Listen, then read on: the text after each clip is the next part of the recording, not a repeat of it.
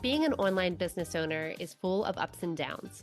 Some days you can't imagine going back to your 9 to 5, and other days you want to burn your whole business to the ground. We get it. Welcome to Chaos to Conversions, a podcast of practical, no BS strategies to grow your online business. Each week, we're chatting about launching, copywriting, mindset, and more, so you can make sense of the chaos and do more of what works. Join the conversation and let's grow together.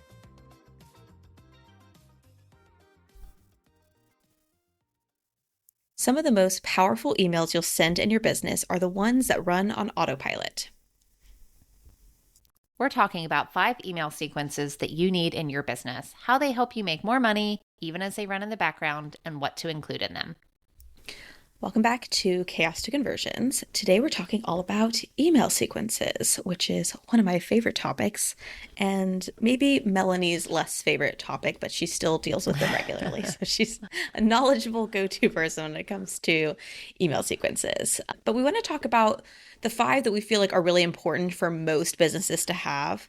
And some of these, there may be like 1 or 2 that don't apply to you depending on the type of business. So if you have products versus if you have membership, but most of them will apply to most of us. So we're going to dive right in with the first type of email sequence, which is a welcome sequence.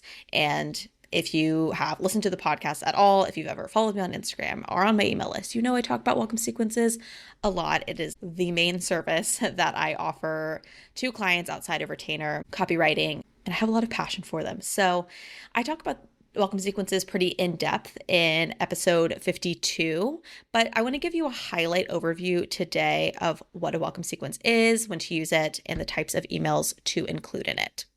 So a welcome sequence, really the big purpose here is that you're building trust. You're kind of setting expectations of what people can expect from you in their inbox. You're introducing your brand, and you are building a really engaged list of people. So a big mistake that I see is that a lot of people will not take their welcome sequence super seriously. They kind of just like, oh, I'm just going to introduce myself. They'll have like a whole email just like, here's a bit about me. And then a whole email is like, here's a bit about why I started this business. And in some contexts, that might work depending on the type of brand you have. But for most of us who have products, memberships, services that we do, to me, that's not the best way to spend those emails, because your welcome sequence is one of the most clicked, most engaged with sequences and emails that you will have in your business. So what we want to do instead is have a strategy where we're moving them from getting to know you, to trusting you, to valuing and seeing the expertise you have, to hopefully either buying from you or at least becoming aware of the offers that you have in your business. So when to use your welcome sequence, you'll use them immediately after someone opts into something such as a freebie, quiz, or like your newsletter sign up. You can also have a welcome sequence for other things, like if people have if you have a coupon that maybe is on your website that they sign up to grab, or maybe they join through like a bundle or something like that. But essentially it's that introductory sequence. And as far as the types of emails that you want to include, like I said, I don't recommend having like a whole email that's just like about me, unless there really is a strategic purpose behind that. Instead, what I recommend is that your first email is welcoming them in. You're usually dropping off some sort of freebie, like a result, or again, just a general welcome if it's like a newsletter sign up. And then talking a bit about who you are in a quick paragraph or 2, what they can expect from you. And also in that welcome email, really an identifier. So helping build that relatability of like why they might be there. If they signed up for a freebie that's like Instagram hooks, okay, well, why might they have needed that freebie? Probably because they're struggling with Instagram and getting engagement. So build that relatability in the first email. Then you can have emails, and these can go in like whatever order. You might have a like email where you talk about free resources that address a challenge that they're having in their business. So maybe you send them to a podcast or a blog to help them overcome some sort of struggle or challenge that they're facing. You might have another email where you walk through like your signature framework or philosophy. This is a really good one for service providers to have, where you can share a case study or some results or how you work through a specific type of project and why your process is unique, or really valuable, and why it works really well.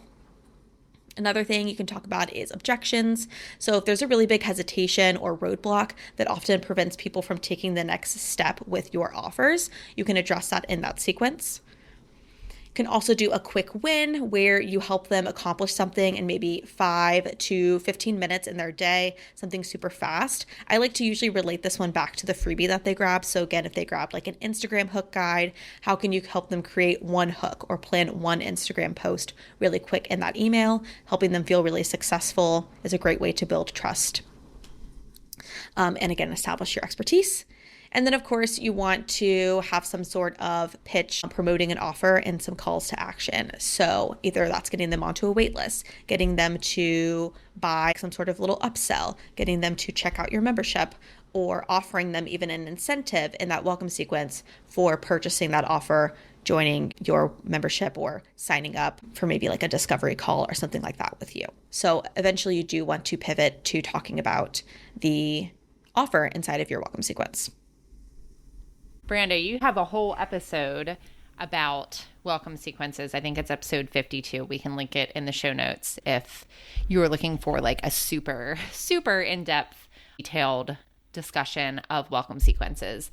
The second type of sequence you probably want to have is a sales sequence. And we're saying sales sequence very generally speaking, because this could be to sell anything like a digital product, a course, a membership, a service that you might have. Really, you want to make sure, obviously, that we are selling something in your business, because if not, then it's just a hobby, right? So some things to include in a sales sequence, and this doesn't necessarily mean it's a full launch sequence. Although when I do say sales sequence, you could probably also consider using some of these types of emails, or most of these types of emails, honestly, for like an open cart sequence if you were launching. But when we are addressing or writing a sales sequence, you want to make sure that you are kind of hitting and appealing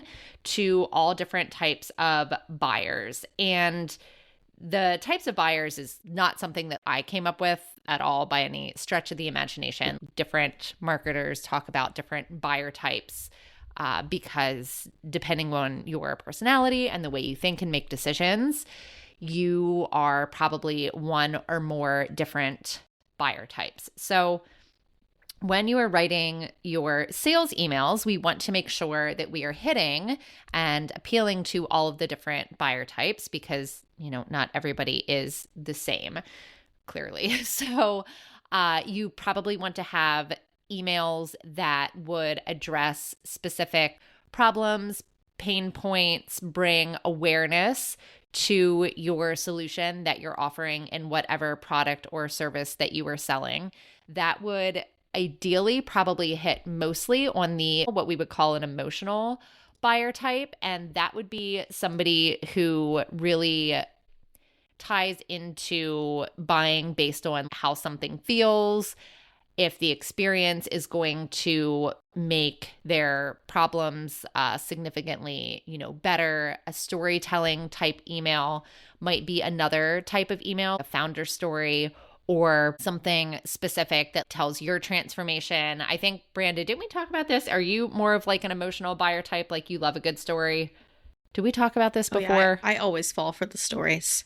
Yes, we did. And I don't. I more so want to know like what is the ROI and like the features and like the offer details and the benefits and like what am I getting, which you would want to include as well in your sales sequence, right? So you want to have something that addresses the problems, probably some sort of storytelling type email that talks about your transformation, how you got here, an email that goes over the details, offer benefits, and bonuses if you're including them at all, like what your sales special is, which might appeal to more of like an analytical buyer like myself who wants to know exactly what's happening when.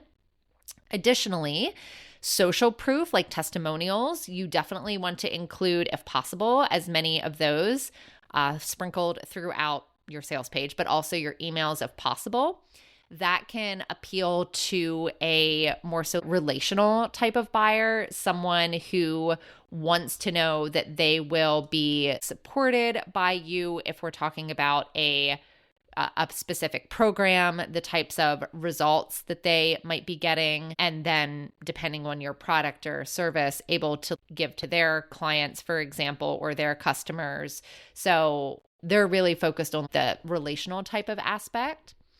And then you've probably definitely seen these type of emails too, like the cart close, last call, last 4 hours, last 6 hours type of email, which would mainly appeal to a quick decision or a driver type of buyer who just wants to know exactly when the cart's closing, make a quick decision. They're ready to dive right in.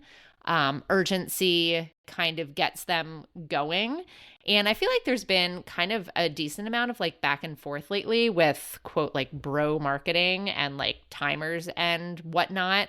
And some people are really against that, but also it really works for some people. So I think as long as you're not so aggressive about giant red countdowns and every single email, or really playing up the urgency, I do still think that emails that focus on urgency in a specific sales window, because people love deadlines, can still be very, very valuable within a sales sequence.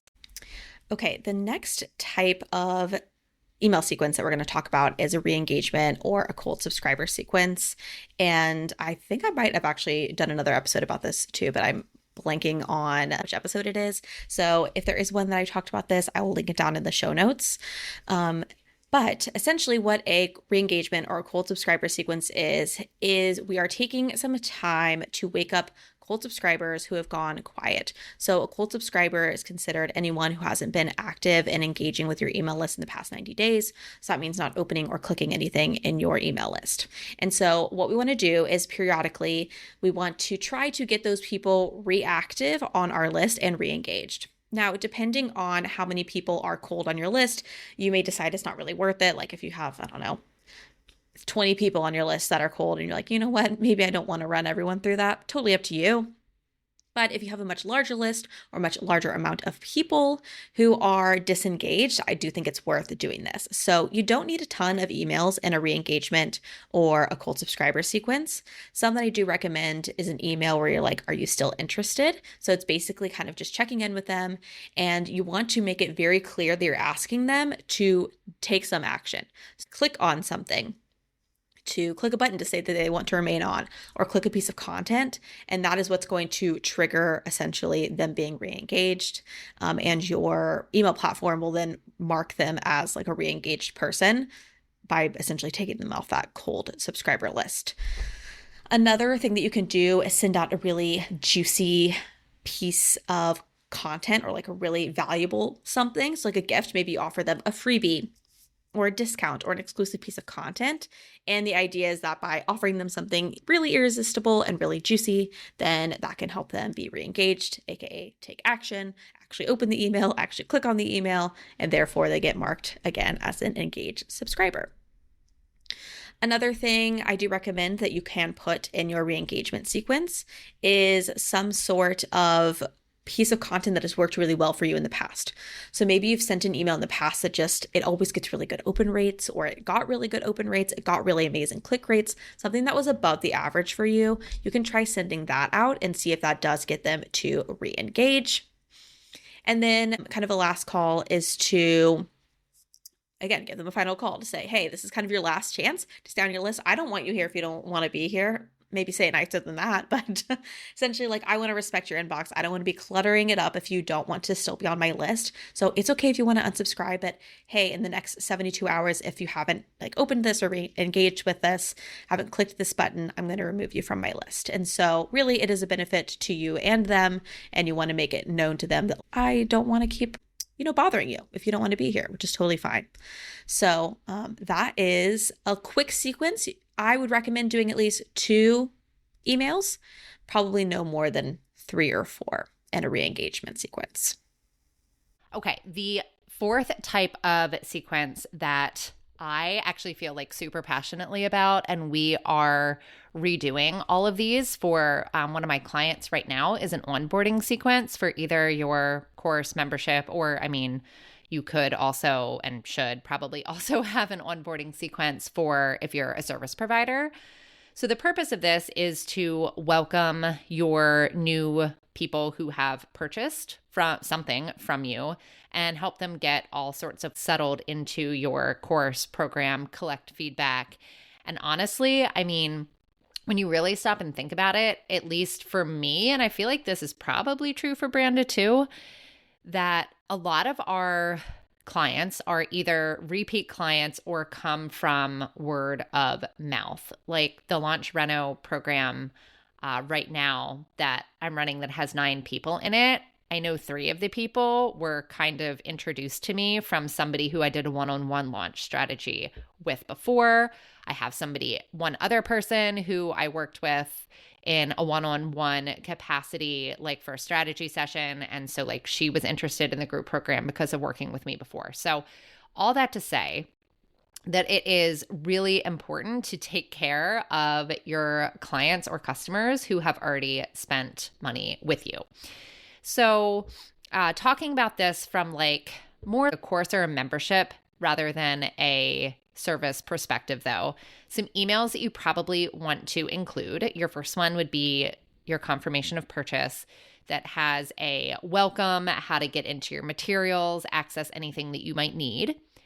I would also then include maybe something for your second email, a quick tour of your course, your program, your membership, showing them around, maybe having a different checklist depending, of course, what you included in the first email or anything else that they might need to get started right away. Additionally, you would want to have another follow-up email, and you can space these out. It would probably depend on the length of whatever it is that you've sold, right? So if it's a bigger course, you might want these to be one a week. If it's something smaller, you might want to condense the timeline. It just kind of depends on your offer.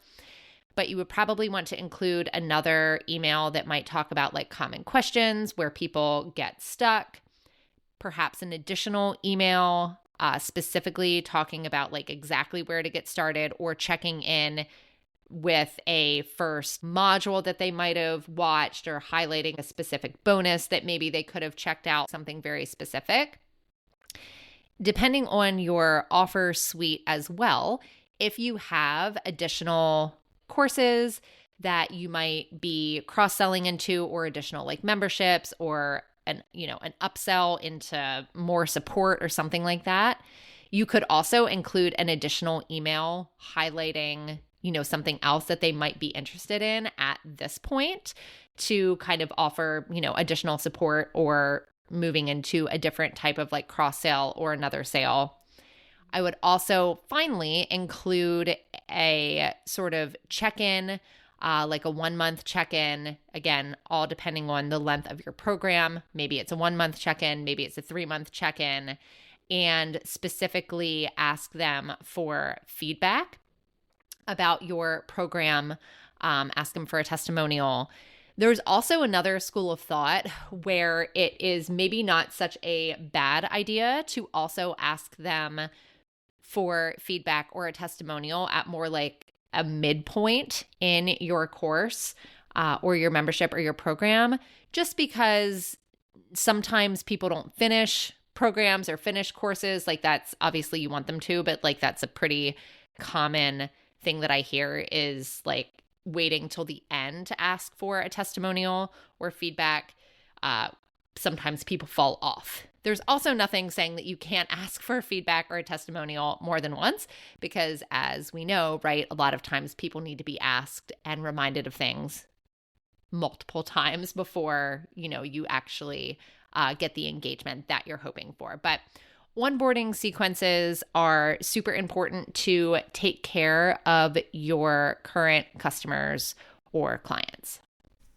All right, our fifth and final sequence that we believe you should have in your business. Of course, this does depend on the type of offers that you have, but this one is an abandoned cart sequence. I think this is probably the least common that I've seen with a lot of the clients that I've worked with. And I think part of that is that many of us sell on other platforms like maybe Etsy or TBT. And so this isn't really something that you can do if you are only selling through a platform. But if you are selling through your website, an abandoned cart sequence, even if it's just one email, can be super powerful. So the purpose of an abandoned cart sequence, of course, is to capture lost leads. It's to remind people about an item that they were interested in and hopefully try to convert them. Basically be like, hey, remember this thing and don't you want it? So like I mentioned, when you can use this is when you do host something on your website or maybe some other platform that does allow you to connect your email provider with the shop, or they might have the ability to do emails through the shop. I think like Shopify does that, but I'm not sure. Don't quote me on that. I'm not a tech guru. But anyways, again, it's when you want to recapture your leads. So a couple emails that you might include, and I don't recommend making abandoned cart sequences super long. Again, they could be one email, maybe like 2 or 3, but we don't want to make this like a 3-week long thing where like 3 weeks later, we're like, hey, remember when you were trying to find a new toilet seat? I'm gonna show you again. It's like, that's maybe too much. Okay.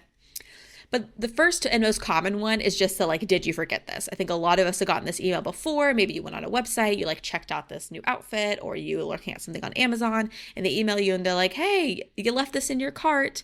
And that's really common. Again, it's just a basic reminder. There doesn't need to be a lot that goes into this, but just saying like, did you want this still? Another one is some sort of incentive. You've probably also gotten this one before in your inbox where you went online. I know there's like this vitamin company I buy stuff from, and for whatever reason, I'm like not tagged properly in their system because every time I go to look at the vitamins, even though I'm already subscribed, I get an email that's like, subscribe now and save this much, So, but basically offering them an incentive to come back and to complete the purchase. So typically it's like a 10% discount. Maybe you do like a BOGO deal or something like that. Again, this does depend on the type of tech that you have available to you, but an incentive might be a good way to, again, convert that buyer. And then the last kind of email that you might consider putting into your abandoned cart is some sort of social proof. So you can link to reviews that people have left. You can kind of hype up maybe like some sort of testimonial. If you have the ability for them to leave testimonials on your website, that's probably the best way to do that, just so it is a little bit more authentic. They look more like validated reviews, but you can also just like screenshot different things that people have sent you and paste that into an email. So that is an abandoned cart sequence. Thank you so much for joining us today. As a reminder, we talked about the 5 email sequences that we believe you need in your business. You definitely need a welcome sequence, a sales sequence, ideally a way to clean out your cold subscribers, and if it applies to you, an onboarding and an abandoned cart sequence. And of course, if you're looking for a copywriter to help you with any of those, I'm happy to help. This episode is coming out in the middle of my mat leave, but I will be taking on projects for December and beyond for 2026.